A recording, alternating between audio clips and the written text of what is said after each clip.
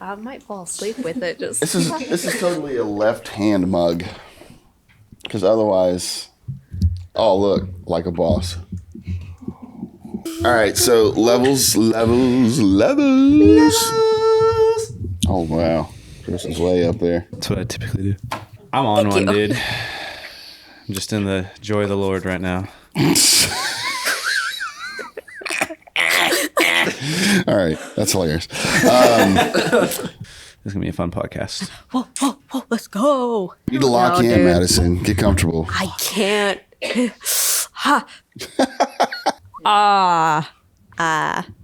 Righty tighty, lefty loosey, and goosey. Silly goose. Check. 1, 2, 3. Is that as loud as you're gonna be? However loud you need me to be. You want to speak as loud as you normally will at this time, Speak some so more. that we don't violate people's ears. Speak some Not more. violate people's ears. Copy that. How much longer do I need to speak?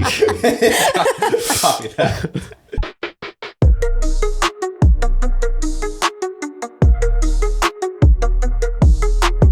So, there was several titles that we had. Did anybody like any of the suggested titles? IDK, Identity Crisis with a K. Or It's like Krispy Kreme with K's. Like, oh, okay, cool. Wow. so we don't like that one. Then there was, I think it was like Me-denity instead of Identity. It was Me-denity, like the focus is on me. Still, no one likes those. I Ooh. feel like it's just kind of unnecessary. I think we just You're need unnecessary, Hudson. I think we just need You to. invited me here, bro. And we will uninvite you now. All right. I will keep my mouth shut. I'm going to be a consummate professional. And then Who Dis. I liked Who Dis. That's my fave. But anyway, I don't care what we call it, to be honest with you. But anyway. We'll let the podcast happen and figure out a name from it. So, well, let's get this party started. Episode 8 of the podcast. Today, we're talking about season 2, talking about identity, labels. Who am I? Trying to answer that question. I do have to shout out Maddie. Everybody, Maddie! Yay! What up, Maddie? This was her brainchild, and so this was something that she felt on her heart, and that she did research and put her thoughts down. So she's going to be talking a lot this podcast because we've had requests that Maddie needs to talk more.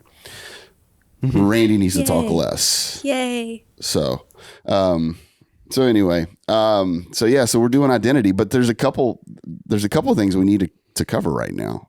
Right? Because one, the big elephant in the room, not that you're an elephant, so don't use that as a label. Wow. You got to take that back real quick. Wow. But we have a co-host on the pod, which is Mr. Hudson James. Hudson James, everybody. He is our summer student ministry intern. Yes. And so he's going to be hanging out with us. And so that's going to be fun. And why are you here? I'm Hudson James, and I'm here because 1, I need money. 2, Oh my gosh. I gotta Who be said we were paying you? Just kidding. But the main reason I'm here is, I really want the experience in student ministry. Once I'm done with college, I just finished my first year. I got 3 more years to go. And once I'm done with college, I plan on going immediately into some sort of student ministry as a youth pastor. And so being here is going to help give me the experience to, see how everything happens behind the scene. And then, actually making sure that a service comes to life and works. Awesome, man. I couldn't have said it better myself. Well, I promise you, student ministry jobs are always open because the average tenure of one is 18 months. So Randy and I are approaching above average. We are approaching above average, guys.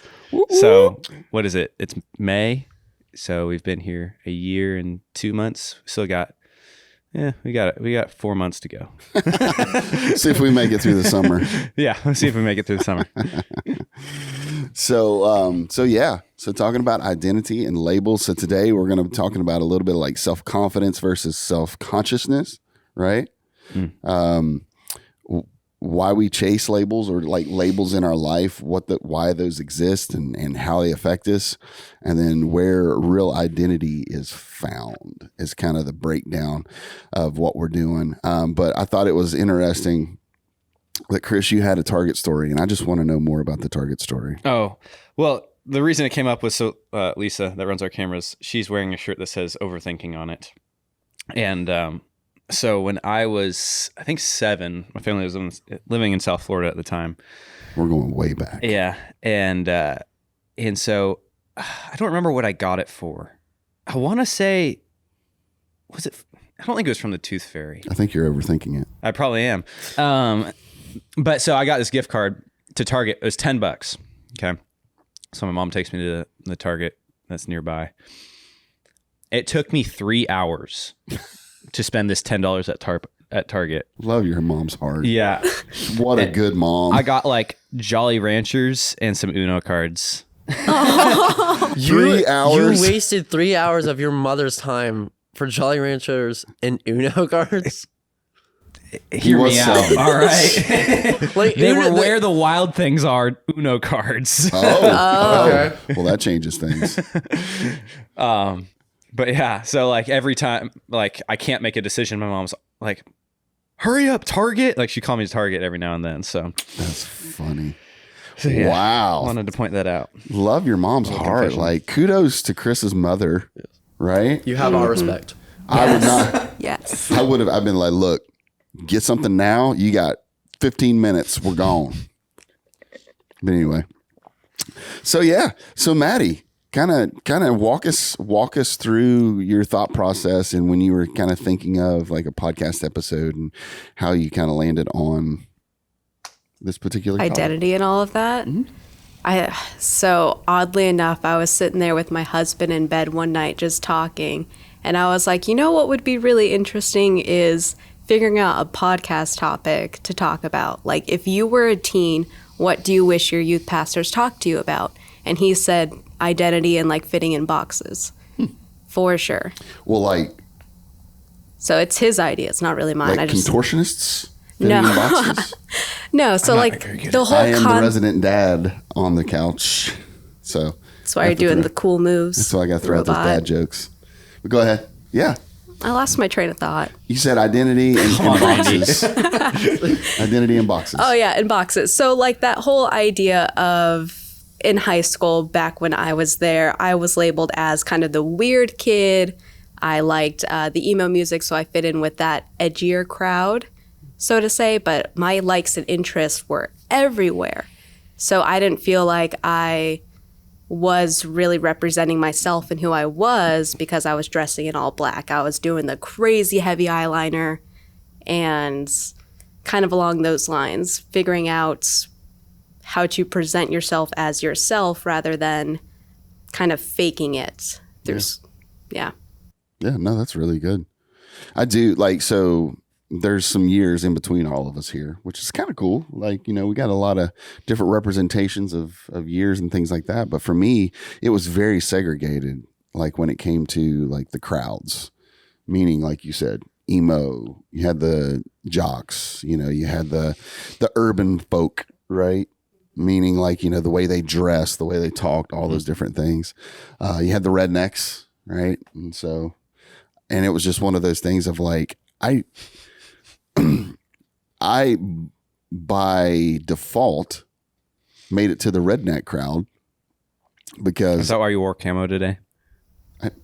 I did wear camo. Yes. I couldn't see it, so I didn't notice. Oh, come on, somebody. Ooh. But no. Sorry. I was redneck because I lived, so in West Virginia, there's either mountaintops or there's valleys. And those valleys are not valleys. Those valleys are hollers. Hollers. I live in a holler. And so I lived up a holler, or also known as a creek. Ah, okay. There we go. It was referred to. Like, what in the redneck are you speaking right now, brother? Yeah. So I lived up the creek is what I was labeled as. And so like it just automatically put me in this box of redneck. And so that's just kind of what I did. But I enjoyed skater stuff and I was really into like BMX like freestyle, flat landing, all that jazz. And so, but just by default, I got labeled. I didn't label myself, but I got labeled. And I think a lot of times I kind of started to follow that mold because of that. But yeah. So, you know, in your thought process and stuff like that, there was a portion of that particular process where you talked about was it consciousness versus self identity? Is that what it was? I'll have to look at it. I don't know. That's a good question. Hold up. Self confidence versus self consciousness. That's what it is. And so, talk to me about that. Yo, honestly, I can't remember what my point was with that. She's like, it just sounded good. I don't want to put it on paper. So self-confidence is realizing who you are and not caring what other people think, right? Like, I'm not wearing all black today. I'm in a cute little sundress and all of that. And I'm not letting that identify me and who I am. But the self-consciousness is recognizing, I guess, more so needing that confidence to be myself. So trying to, this is tough. You're going to have to cut out a lot of my hms and hums.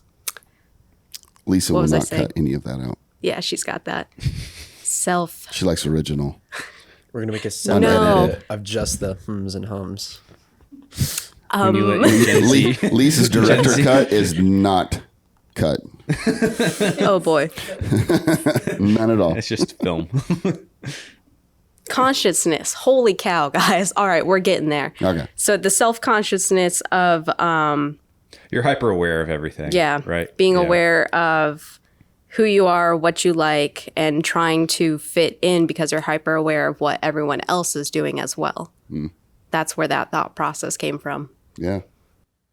So I feel like this is a good place to highlight that. And so like when you were in school, right? Like what was here it says like a time where you were overthinking either what you were wearing, not overthinking at Target, but like you were overthinking what you were wearing, your outfit that day, things like that, kind of what you were playing into. I want to hear stories. All right, so me first. Okay. We didn't say your name, Hudson. We just all looked at you. His title, his official title for the pod is Hudson the Intern. All right.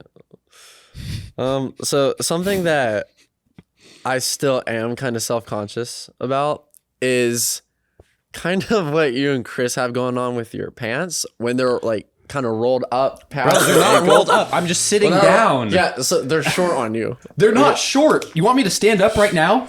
Wait a second. Death match. By the way, okay, my ankles are covered, bro. Okay, well, so here's the thing. What I'm thinking about is like when you sit down and like you do this, they come up, right? I think Chris is a little tender about this. I feel like we need to have a session.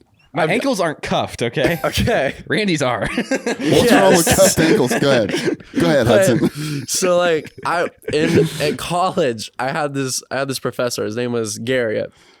Wait, his name was what? His name was Garriott. Garriott? Aaron Garriott. Garriott. Yes. Okay, so his first name is Aaron. His first name was Aaron, but we all called him Garriott. Okay, because I was thinking like Harriet with a G. It's like chariot with the G. Cool. Yeah. Got it. But so he did not teach us like at all anything we should have been learning, but he would go on these random rants. One of these rants was about this topic, and I totally agree with him. It's kind of weird. So like when mine right now, if I stand up, they're down past my ankles. Sitting down, they're still down past my ankles. Showing that little bit of skin in between your socks and pants is weird to me. You do you. Now, Randy, you're a totally different situation. I'm in a totally different situation. But I'm mainly just thinking about Chris here. So that is something that I'm kind of like self-conscious about. It's just really just more of a personal thing. Like, okay. And it's just weird. If you like deal with this, I would love to hear about it. But I wouldn't, but that's fine. Wait, so That's like fine. to combat that, are you wearing the crew socks or are you going ankle socks, no shows? Like that's the question. I mean, I'm ready for this one. So usually just like I will match the pants based on what the socks are. If they're like longer socks that go up higher, So I'll you're gonna wear wear hot dog socks? sure.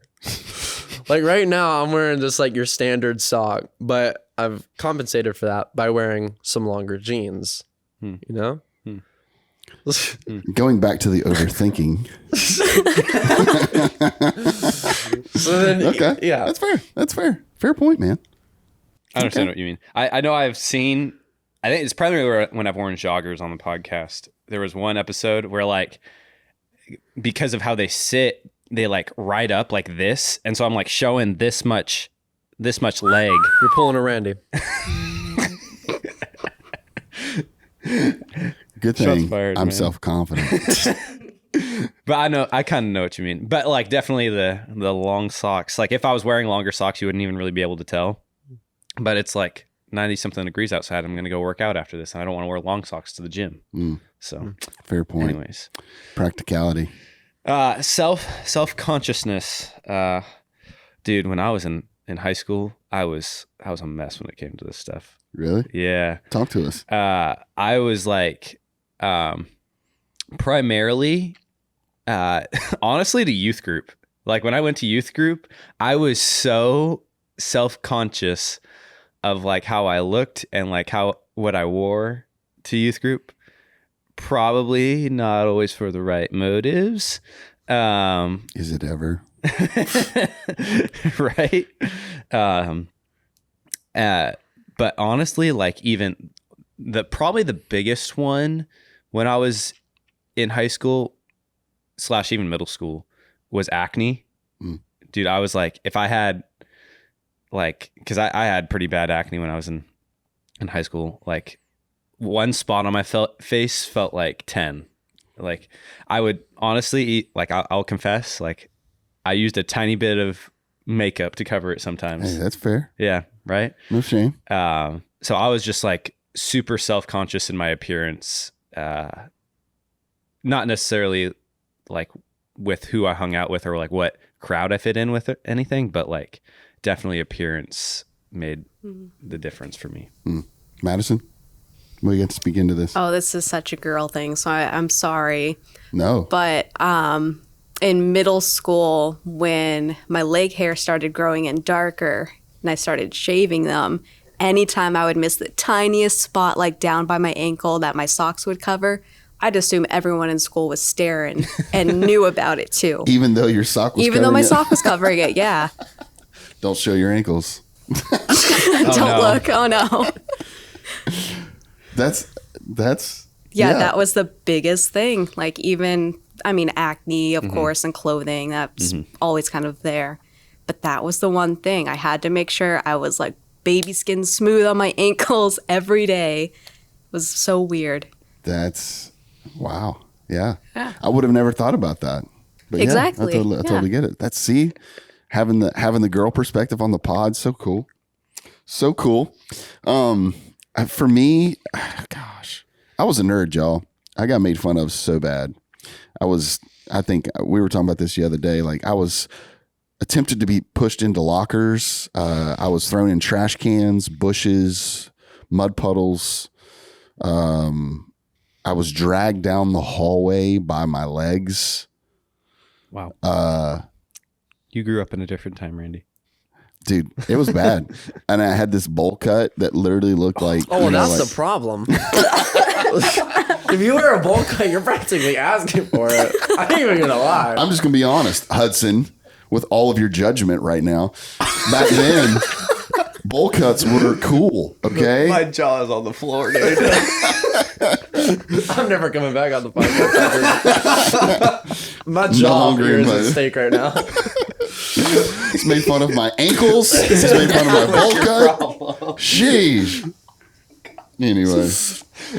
But like, I I wore these like rayon shirts, so they're like fake silk shirts. Oh gosh. And I had a calculator watch. Randy, just stop. This is getting so much worse. You're giving me so much like good And stuff. I have photo proof of all of these. Okay. And we will not be looking at that. I may provide that for the pod. But so for me, like, I hated going to school, and this was in middle school. So as in high school, it got a little better, a little better. But in middle school, like, I hated going to school because being bullied and things like that. And so I was super hyper aware of like the way my hair was, the way my clothes fit, you know, how I talked. I got made fun of because I had a huge, crazy, like, country accent from Southern West Virginia. I still have a little bit of it, but it's like, you know, it was terrible. Like, hey guys, I'm gonna go out and ride my bike at night with some ice in my drink. You know, it was one of those things, like Mater. And I got made fun of, called Opie Taylor. That was my nickname, Opie Taylor, because I had big old honking That's like ears. a compliment, bro. Opie Taylor is the GOAT. Dude, I'm telling you, look at that dude now. Everybody made fun of his big old ears. Now this dude's raking in now dough he's and flying like Dumbo. Oh, Is it sad I don't know who that is? I don't either. Are you serious? Yeah. Have y'all ever heard of Andy Who's Griffith? I know the Andy Griffith show. His son in the show. Okay, I haven't. Opie Taylor, I just know the show. I haven't never watched it. which is Ron Howard. Uncultured. Oh, it's Ron Howard? Ron Howard. What the heck? Yep. Oh, I know who Ron Howard is. You could have just told me that. Yep. So look at him now. Look at him now. So yeah, I feel like I overthought everything. And so, but yeah, and still, as I got older, the same thing applied. It just didn't apply to the same things. Right. I was overthinking how I was preaching a sermon. I was overthinking how I parented my daughter, you know? And so it's there, but I knew as I got older to recognize those things. And I think maybe that's a part of being a teenager, is struggling with how to recognize those things and realize it's not as big a deal as you think it is. Yeah. Right. Yeah. So, and that plays into your point that you're not being judged nearly as much as you think you are. Yeah, we're our own worst self-critics. For sure. Yeah. Unless you're getting thrown in a trash can, then I'm not overthinking that at all.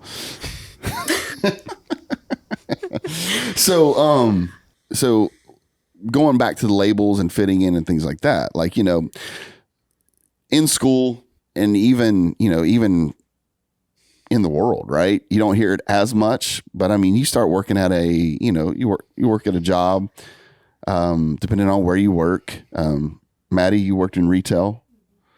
And so like there is a label that was placed on people who worked at Zoomies, right? Oh, for sure. We all had to be skater kids. Like, they still wanted us to be individual, but a skater. And I was like, cool, I'm already that. I love to skateboard. That's fine.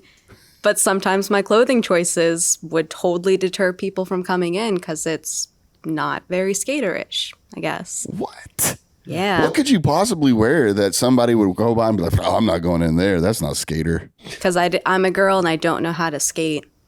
Oh. That's why. Poser. Yeah, exactly. You poser. That's crazy. And so I guess, labels, we deal with it even as adults. It's just, again, it goes back to the development of a self-confidence and a self-awareness. Some people don't have self-awareness still. Sometimes I'm fully convinced that they don't have mirrors in their room. But anyway, that's you know what this whole topic is making me think about now that I think of it? High School Musical. I've never seen High School Musical. I love High School You've Musical. never seen High School Musical? Dude. I haven't either. No. What? I was like mid-20s when that was popular. Why would I see music? High School Musical. Stuff I know some of the songs, but I've never seen it. You don't know the status quo. all in this together? Because there's a basketball player that bakes. So is that Zac Efron's character? Yes. No. Well, he's not the one that bakes. Oh, but no.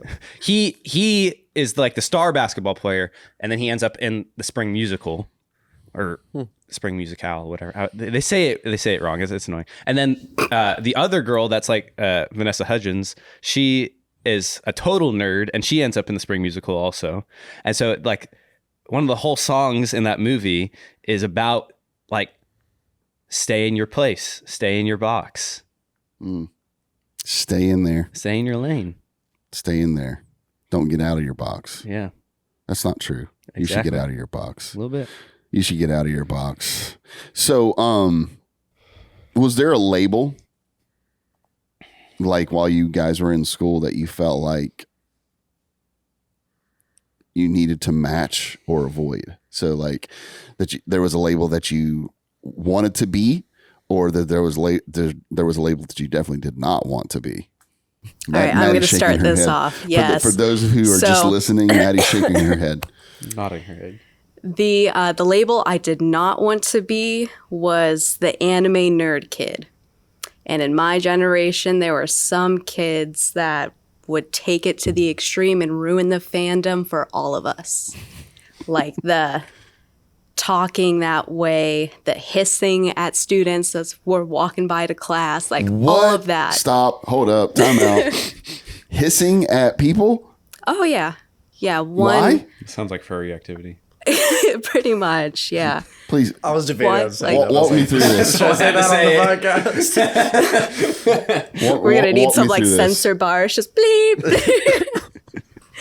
So when anime was that Japanese like cartoon animation style started becoming bigger, all of the fans started coming out of the woodworks thinking, all right, I can show my weirdness from it.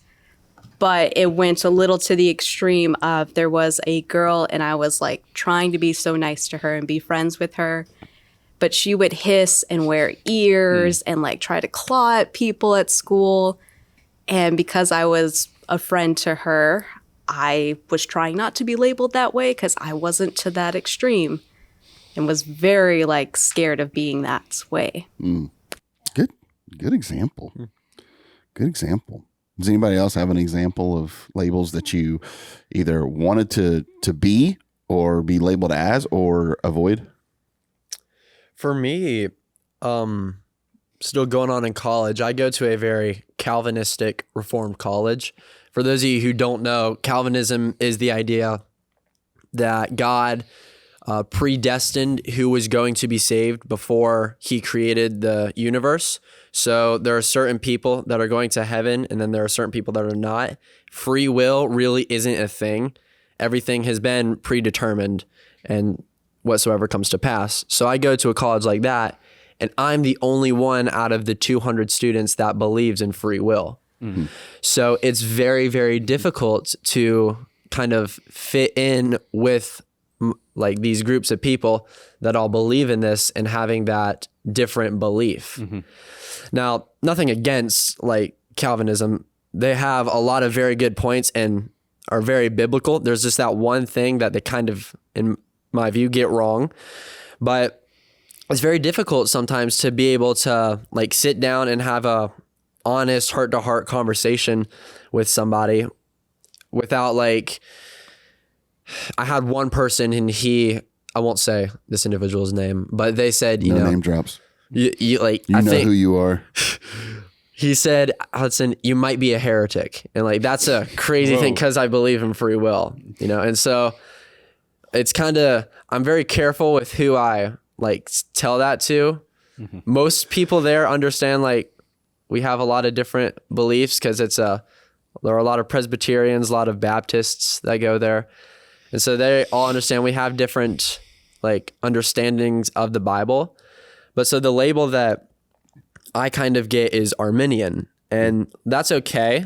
I don't really have a problem with that. Arminians are really just people that emphasize free will.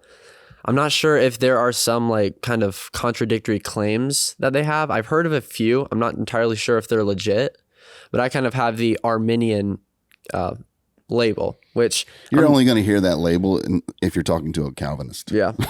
Yeah. But otherwise, you're not going to hear that label too much. But yeah. So I'm not really against the label, but I would rather just be called a Christian. Yeah. You know? That's fair. Good point, man. Good point. Chris, what about you, man? I think the label I sought after probably the most when I was in high school was like to be popular, because I only felt like I was relevant during baseball season, because like people are coming out to the games on Fridays because there's nothing else to do Friday after school. And so like they know I'm like one of the only freshmen or one of the only sophomores out there my first couple of years, you know? And so, but like the first semester of the school year, like I went to classes with people and like I kind of knew them, but there wasn't really as much to talk about because I wasn't in baseball season. So I felt like sought after this popularity with the people that were perceived as popular, like, you know, the very like ASB and, you know, just people that are very obviously just popular in school, I guess. And so that was something I probably sought after. I wouldn't say I was popular. Like I would say I was known, but like that was a label I pursued. And it's just so funny to think about it now because I'm like, dude, that stuff doesn't matter, bro. Right. Because it like, you know, the book what we've been reading, Faith Beyond Youth Group, it's that one statistic about how they asked all these different attributes about what students want, right? Gen Z wants, and like, you know, character and money, all these things. And like, what was the number? Like 97% of them wanted fame, was like the top of the list was famous. Yep. And I was like, I understand what that's like, because you want to be popular. Yeah. So. Yeah. You want to be popular, and it doesn't matter what it takes to get there. Right? Yeah. So there's no development of character necessarily. You just want to be popular. You want people to like you. Yep. And so, yeah, I would echo, like, I just wanted to be popular. And because of that, I had a lack of character. I had a lack of self-confidence in myself. And so I would just do whatever popular people were doing. I would get in with that particular crowd, and I would just, you know, if it took making fun of someone who had special needs, if it took some, you know, like doing something to a teacher, whatever it took, it didn't matter. I had no filter. And I look back on it and go like, gosh, I was such an idiot.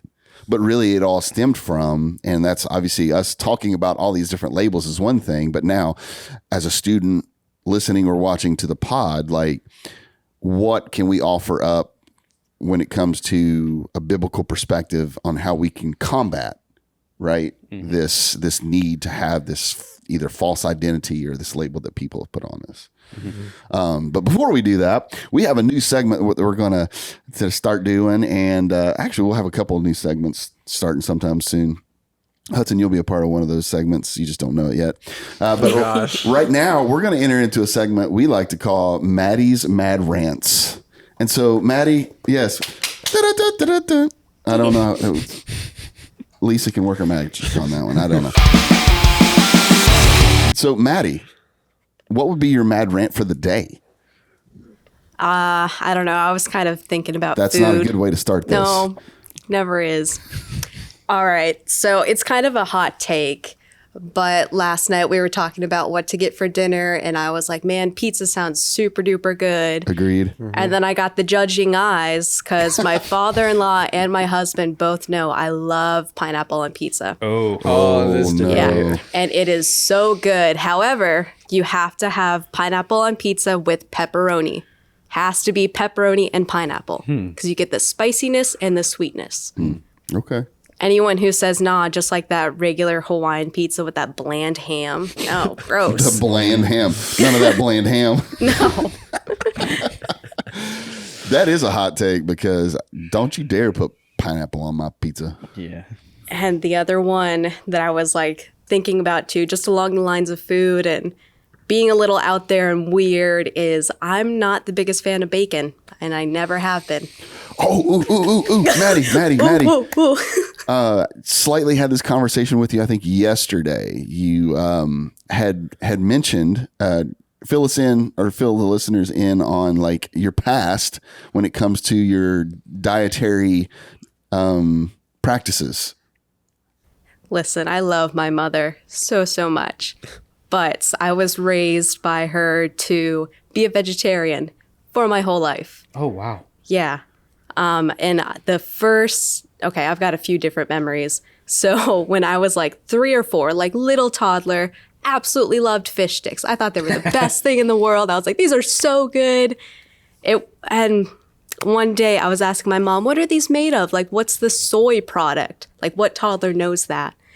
And she went, no, honey, these are made of real fish. Like, you're eating an animal.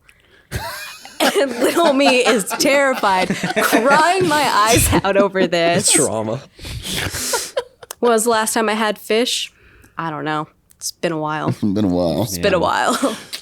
So part of that story, though, that you told me is that one of the first, I just remember you specifically saying that it took you about 2 years to really enjoy bacon. Yes, and that wasn't until I was like 14 when I had bacon for like the first time in my whole life. And my stepdad cooked it. It smelled so good. I was so excited about it. And then I can smell it right now just thinking about it. Oh, and hearing the crackling in the pan and all that. I tried it and I went, this isn't really good. This isn't for me. Dagger to the heart.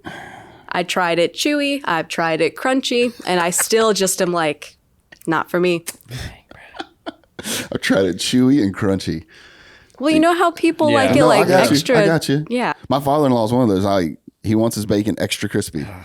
I can't do it too crispy. You gotta have a little bit of a little juice to it. Yeah. I agree.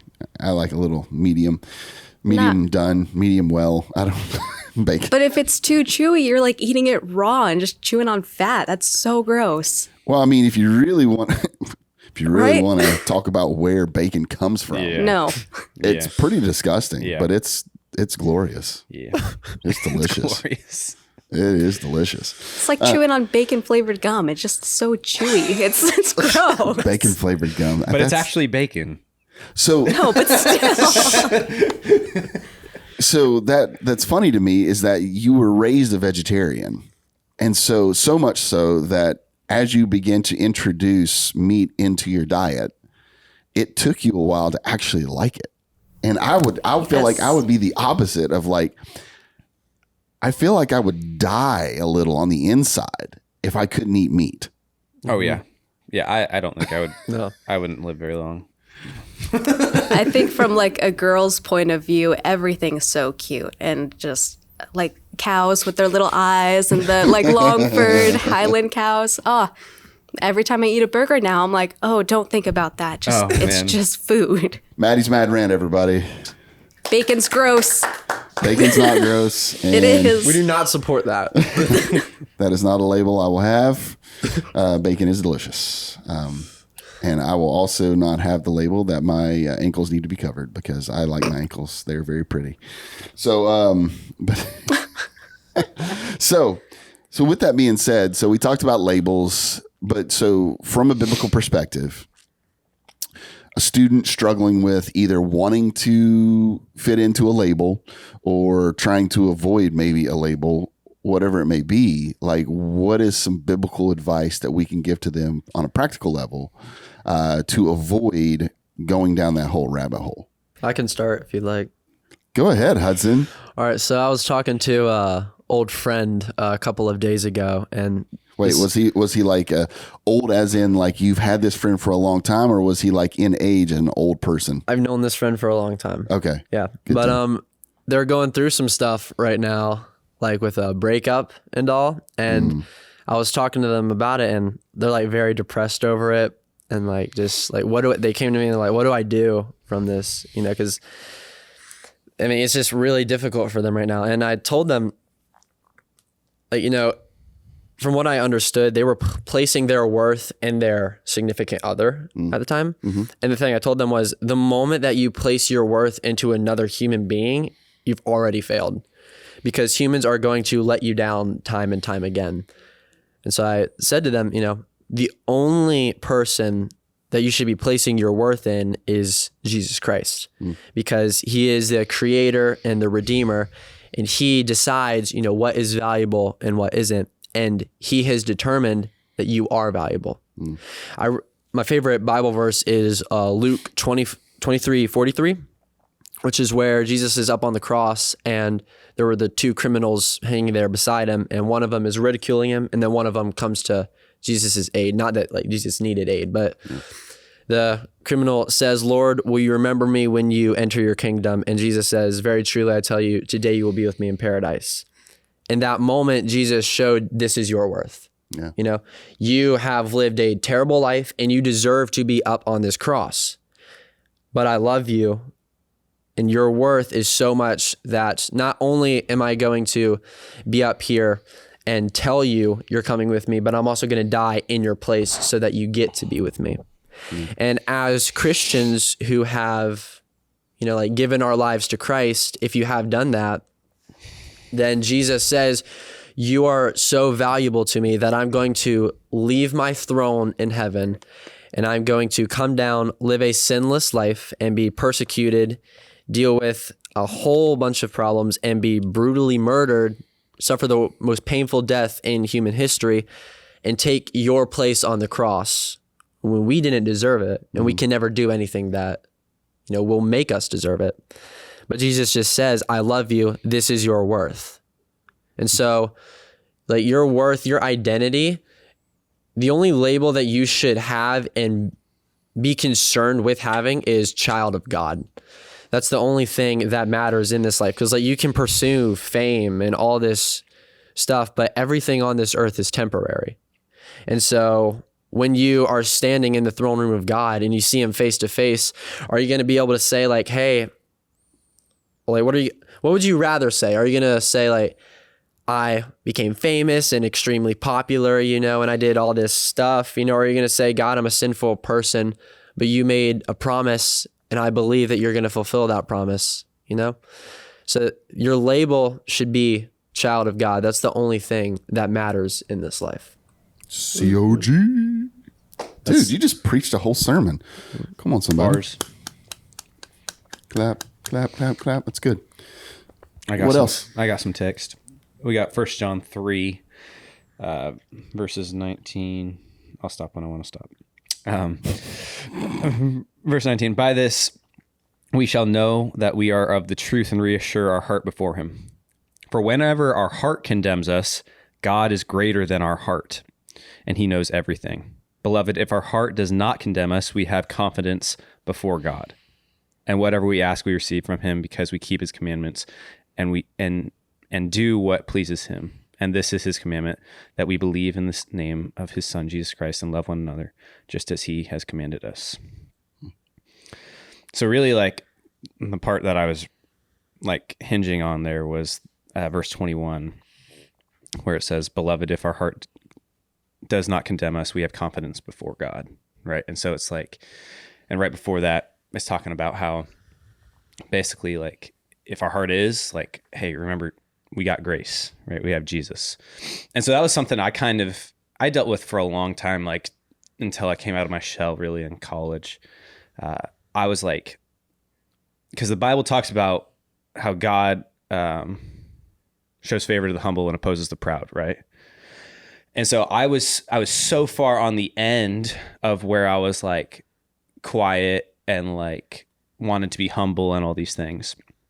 But the Bible tells us like we can have this confidence still being rooted in Christ. And I forget what passage it is. I could look it up, but it talks about how we can, like, if we're going to boast about anything, I think it's in Philippians. If we're going to boast about anything, it's to boast about the gospel, right? And that really is something like I took to heart, and I was like, look, I can live a life where I don't just have to just be quiet and like hide in the crowd. Like I can have this confidence in God that he has made me a child of God, that I'm one of one, that I'm made in the image of God, and I can put my full trust in him and show that to other people, right? So really that was kind of like a transition, a tension point for me, because we want to be humble, but at the same time, it's like, look, God made me who I am. Yeah. So I can take that to heart and share that with other people. Yeah, it's good. Maddie? The only thing that I had down was pretty much that Jesus didn't save you to stay the same. He saved you to change the world with him and to be kind of strong in that identity of being a little bit out there and weird and different, wearing the different clothes, so you can kind of bring those outsiders to him through your same interests and likes too. Yeah. I think one of the biggest things when you go back to the foundation and understand your identity in Christ, Hudson, like what you're talking about, I am a child of God, right? Understanding that. In pursuing that, the styles that you like, the music that you like to listen to, again, monitoring those things, right? They need to line up with, scripture and things like that, as far as like what you're wearing, what you listen to, things like that. But going back to the foundation of being a child of God, in doing so, pursuing that first, in Matthew, Jesus tells us, seek first the kingdom of God and his righteousness, and everything else is going to be added unto you. And so your faithfulness to him, he will open up the doors for conversations. He will open up the doors for other things in your life, but the focus has to be on him first. And I know a lot of times that's hard to hear as a student, because again, like the only thing you can think about is like, I'm going to go to school tomorrow and somebody's going to make fun of me because of what I'm wearing, or that one person's going to just ridicule me or whatever like that. And so what I would say to that person is, one day, most likely, you're going to be that person's boss. But no, that's not what I would say. What I would say is like, this too shall pass. It hurts and it's not cool. It shouldn't be done. I hate the fact that kids get bullied, but knowing that you're a child of God and knowing that he loves you no matter what, right? Even when people make fun of you, he loves you no matter what. And honestly, he will love you even when you're a jerk. It kind of goes back to the guys on the cross. They were criminals, right? He loved them and he died. For God so loved the world, that he gave his only begotten son, that whosoever. So there's no label on that other than everybody has the ability to receive this love, right? And so he loves us no matter what. And for me, one of my favorite, verses of scripture is in Psalms, and it talks about how we were fearfully and wonderfully made. And I think one of those things is that God took the time to intricately knit us together, to take time to create us. And so why should we look in the mirror and say otherwise? Because when we do that, we are simply going against truth, and we have to be solid on that truth. And I would suggest, like, if you do hang around a bunch of people that are making fun of you and labeling you and making you feel self-conscious, find a group of people that encourages you. Find a group of people that loves you for who you are, right? Don't hang around those folks. And if it takes you being lonely for a period of time, so be it. But it's worth it, right? All right. So anybody, I think that's about it. That's all I had on the old outline. Anybody have any closing comments? Anything? Anyone? Bueller? I think kind of going back to what you were just saying about like being bullied and all, and like kind of not feeling, because I know like for me, when I was bullied, I went to public school and then started homeschooling, and now I'm in college. When I was in public school, I was bullied a lot as well. And so I saw myself as like less valuable than everybody else. And it took me a long time to actually learn that like my value is in Christ. But something that has really helped me to see like you are important is to remember that God created the universe in 6 days, but it took 9 months for him to make you. So obviously if he's going to spend that amount of time on you, you're extremely important. And so like if any of you watching or listening are struggling with feelings of like worthlessness, just remember that like God loves you, and he would not have spent the amount of time that he did on you if you were not important. It's a good closing statement. Maddie, I thought this was an amazing pod topic / everything that was added. Super excited about what the pod's doing. And so ultimately we If you like stuff, comment, subscribe, because it really helps with algorithm. Not because we want all this, but it's one of those things like we would like for other people to hear this that maybe don't come to Tomoka or don't know Christ, you know? Yeah. So that stuff helps. All right. Well, I think that's about a wrap, y'all. Right. So until next time, Journeylanders. Yes, sir. All right. Later. Deuces. Bye.